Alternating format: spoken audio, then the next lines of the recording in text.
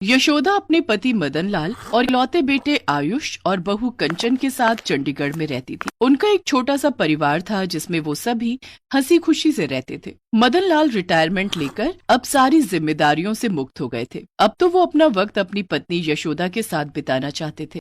ऐसे ही एक दिन जब यशोदा अलमारी में कपड़े रख रही थी तो मदन लाल हाथों में गजरा लेकर उसके पास आते हैं और उसके बालों में गजरा लगाते हुए कहते हैं, अरे मेरी प्यारी धर्मपत्नी जी, कितना काम करोगी? जरा अपने पति से भी 2 मीठे बोल बोल लिया करो यार। क्या आप भी हर वक्त बस आपको रोमांस ही सूझता है? अरे घर में बेटे बहू हैं, कुछ तो शर्म कीजिए। ओहो, तो किसी और की बीवी के साथ थोड़ी ना रोमांस कर रहा हूँ। अरे भाई, हमारी प्राइवेट प्रॉपर्टी हो तुम, तुम्हारे बालों में नहीं तो क्या पड़ोसन के बालों में गजरा लगाएंगे है? और ये बताओ, पिछले कई सालों से तुमने कभी मुझसे अकेले में 2 बातें भी की हैं? कैसे करती जी, पहले जवान बेटी की शादी और फिर बेटे की। घर गृहस्थी और बच्चों में ऐसी उलझी कि कभी मौका ही नहीं मिला। अब मुझे तो लगता है तुम्हें ये भी याद नहीं कि हमारी शादी की सालगिरह कब आती है। भला मैं उसे कैसे भूल सकती हूँ जी, परसों हमारी शादी की सालगिरह है, अच्छे से जानती हूँ। मदन लाल उदास होकर कहते हैं, हाँ, लेकिन अब इन सब का फायदा भी क्या यशोदा, वो दिन तो अब बीत चुके। उन दोनों की ये सारी बातें उनके बेटे बहू सुन लेती हैं। फिर जब उनकी सालगिरह का दिन आता है तो आयुष और कंचन उनके लिए केक लेकर आते हैं। केक काटने के बाद वो उनसे कहते हैं, पापा ये लो मनाली के टूर पैकेज के टिकट्स, और अब माँ को कहीं घुमाने के लिए ले जाओ। नहीं बेटा, अब हम लोग बूढ़े हो चुके हैं, अब कहाँ। तो क्या हुआ पापा, लाइफ को जीने की कोई उम्र थोड़ी ना होती है। हाँ पापा, अब आप दोनों एक दूसरे को अपना वक्त दीजिए। बेटे बहू के कहने पर वो दोनों मनाली चले जाते हैं और कुछ दिन हिल स्टेशन पर बिताने के बाद वापस आते हैं। लेकिन ट्रिप पर से वापस लौटने के बाद यशोदा को उल्टियाँ होने लगती है। ये देख कंचन बहू ने उससे कहा, क्या हुआ माँ जी? लगता है इतने दिनों से बाहर का खाना खाने की वजह से आपकी तबीयत खराब हो गई है। पता नहीं क्यों, लेकिन जी कुछ मचल सा रहा है। चलो यशोदा, मैं तुम्हें डॉक्टर के पास लेकर जाता हूँ। वो दोनों डॉक्टर के पास जाते हैं जहाँ डॉक्टर यशोदा का चेकअप करता है। डॉक्टर यशोदा का चेकअप कर चौंक जाता है। इस उम्र में गर्भवती, कमाल है। तो क्या गजब ढा गया डॉक्टर साहब, अरे फूल फल तो बूढ़े पेड़ पर भी आ जाते हैं। तभी आयुष भी वहाँ आ जाता है। उसे देख यशोदा घबरा जाती है। हे भगवान, अब मैं अपने बेटे बहू से कैसे नजरें मिलाऊंगी? तुम इतनी घबरा क्यों रही हो? पहली बार थोड़ी ना माँ बन रही हो, 2 बच्चों को जना है तुमने। तब बात और थी जी। तुम बेकार की चिंता कर रही हो यशोदा, ऐसा कुछ नहीं होगा। फिर जब आयुष वहाँ आया तो ये खबर सुनकर तो वो बहुत खुश हुआ। अरे वाह, मुझसे भी छोटा भाई या बहन आ रहे। लेकिन बेटा, आखिर समाज क्या कहेगा? तुम समाज की परवाह मत करो माँ, अब चलो घर चलें। आयुष ने जब से ये बात सुनी थी वो खुशी से फूले नहीं समा रहा था। घर आकर उसने ये बात अपनी पत्नी को बताई, लेकिन कंचन को जब ये बात पता चलती है तो वो खुश होने की बजाय बिदक जाती है और कहती है, हे राम, माँ जी को इस उम्र में ये क्या सूझा जो उन्होंने ऐसा कर डाला? उन्हें शर्म नहीं आई? इसमें शर्म की क्या बात है कंचन, अच्छा ही है ना, तुम्हें भी छोटा देवर या नंद मिल जाएगी। माय फुट, मुझे तो ये सोचते हुए भी शर्म आ रही है।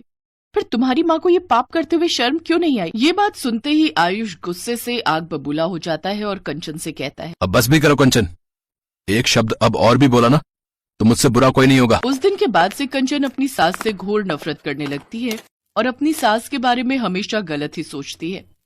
फिर एक दिन मदन लाल कंचन से कहता है, कंचन बहू, जरा यशोदा के लिए 1 गिलास जूस तो बना दो। ये सुन कंचन गुस्से से बोली, पापा जी, उनके लिए जो भी बनाना है आप खुद ही बनाइए या अपने बेटे को बनाने के लिए कहिए। अरे मेरा बस चले तो मैं उनको पानी का 1 गिलास तक ना दूं। ये कहकर कंचन किचन से बाहर चली जाती है और मदन लाल की आंखों में आंसू आ जाते हैं और वो खुद ही यशोदा के लिए जूस बनाने लग जाता है। सब मतलब की दुनिया है, दुनिया में सब दिखावे के लिए होता है, असलियत में तो कुछ होता ही नहीं। फिर एक रोज कंचन बाजार से सब्जियां लेकर लौट रही होती है तो मोहल्ले की कई औरतें उस पर ताने कसती हैं।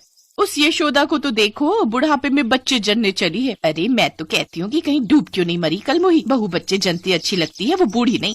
मैं तो कहती हूँ वो ये सब जानबूझकर कर रही है, वरना बच्चे को गिरवा भी तो सकती थी। उन सब की बातें सुनकर कंचन गुस्से से भर जाती है और घर आकर आयुष से कहती है, आयुष, माना कि गलती से माँ जी के पेट में वो गर्भ ठहरा हो, लेकिन वो इस गलती को सुधार भी तो सकती हैं। तुम कहना क्या चाहती हो कंचन? यही कि माँ जी इस गर्भ को गिरा भी तो सकती है ना, क्यों उसे जन्म देकर हमारी जग हसाई करने पर तुली है। चुप रहो कंचन, तुम अच्छे से जानती हो कि माँ ने अबॉर्शन करवाया तो उनकी जान भी जा सकती है, और वैसे भी हमारे परिवार में अपने ही खून की हत्या नहीं की जाती, ये सब तुम्हारे परिवार में होता होगा। ये सब सुनकर कंचन को बहुत गुस्सा आता है और वो रोते हुए अपने कमरे में चली जाती है। फिर आधी रात को सोते हुए उसे एक अजीब सपना आता है जहाँ डॉक्टर कंचन से कह रहे हैं, देखिए, अगर खुद की जान बचानी है तो आपको इस बच्चे को गिराना ही होगा, नहीं तो आपकी मौत पक्की है। अबॉर्शन करवा लो कंचन, करवा लो ये अबॉर्शन और अपनी जान बचा लो। नहीं नहीं, मैं मर जाऊंगी लेकिन अपने बच्चे की हत्या नहीं करवाऊंगी, नहीं करवाऊंगी। उसकी आवाज सुनकर आयुष की नींद खुल जाती है। वो देखता है कि कंचन सपने में जोर जोर से ये कहते हुए चिल्ला रही है।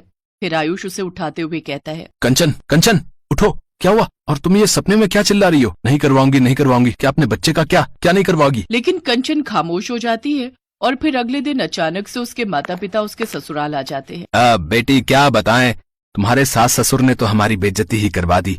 सारे रिश्तेदार थू थू कर रहे हैं। हाँ, और अगर तेरी सास को बच्चा पैदा करने का इतना ही शौक था तो जवानी में पैदा कर लेती। अब बुढ़ापे में क्या चाहती है? चुपचाप गिरवा नहीं सकती थी इसे। अपने माता पिता की बात सुनकर कंचन को बहुत गुस्सा आता है और वो अपनी माँ पर गुस्सा करते हुए कहती है, माँ भला तुम एक माँ होकर अपनी औलाद की हत्या की बात कैसे कर सकती हो? जब ईश्वर ने औलाद दे ही दी है तो उसे जन्म दो ना। और वैसे भी गर्भ में हत्या करने वाले हमेशा नर्क भोगते हैं, नरक। और मेरा ससुराल स्वर्ग है, स्वर्ग। यहाँ शिशु हत्या जैसा पाप नहीं होता। कंचन की ये बात सुनकर मदन लाल, यशोदा और आयुष खुशी से गदगद उठते हैं और कंचन के माता पिता वहाँ से चुपचाप चले जाते हैं। ऐसे ही समय बीतता है और फिर यशोदा एक हृष्ट पुष्ट बालक को जन्म देती है और कंचन उसे पालने की जिम्मेदारी लेते हुए आयुष से कहती है, अब राम के घर लक्ष्मण भी आ गया। आयुष, तुम बाप समान भाई और मैं माँ समान भाभी बनी गई हूँ। अब मैं अपने इस छोटे से देवर की अच्छे से देखभाल करूंगी। हाँ कंचन, तुमने बिल्कुल ठीक कहा। ये बात सुनकर मदन लाल और यशोदा दोनों बहुत खुश होते हैं। साथ ही उन्हें गर्व होता है कि उनके बेटे बहू कितने समझदार हैं। अब वो सब एक साथ खुशी खुशी रहते हैं और उस नन्हे मुन्ने की देखभाल करते हैं।